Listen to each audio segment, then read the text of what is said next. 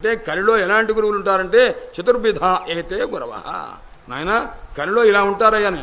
బోధక గురువు అంటే గ్రంథంలో ఏముందో అది చెప్పి నాయన దీన్ని జాగ్రత్తగా అర్థం చేసుకో, దీనివల్ల కృతార్థుడు అవుతావు అని చెప్తే వాడు బోధక గురువు అని. తారక గురువు అంటే మోక్ష విద్యను ఉపదేశం చేసే మహనీయుడు తారక గురువు అంటారు. వీళ్ళు మాత్రం కలిలో చాలా తక్కువగా ఉంటారన్నమాట. అందుచేత వీళ్ళు శిష్యుని యొక్క హృదయంలో ఉన్న తాపాన్ని పోగొట్టడానికి ఉన్న గురువులు అంతే తప్ప శిష్యుని యొక్క విత్తాన్ని అపహరించే గురువులు కాదు. వాళ్ళిద్దరు ఉన్నట్ట. వాళ్ళు ఎవరయ్యా అన్నారు, మోహక గురువు, తర్వాత బాధక గురువు అనమాట. మోహక గురువు అంటే మనకేం రాదండి, రాకపోయినా ఆ గురుగారు చెప్తే నేను చెప్పానుగా నీకు అది వచ్చేసినట్టే, నీకు దాదాపు సుమారుగా నీకు బ్రహ్మజ్ఞానం కలిగినట్టేలే అంటుంటాడు అనమాట. వీడికి ఏం కలగదు, వాడికి కలిగిందని చెప్తుంటాడు అనమాట. ఇది మోహక గురువు యొక్క లక్షణం.